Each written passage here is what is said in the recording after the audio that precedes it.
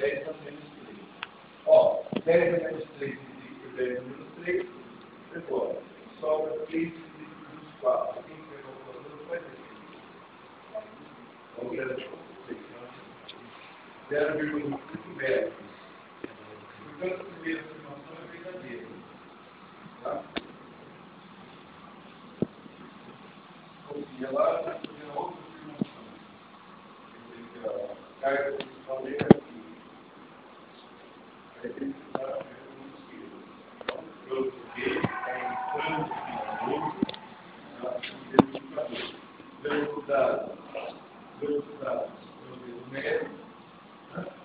Nessas condições, a força está apontada para o centro, que é o que vai fazendo acender a luz.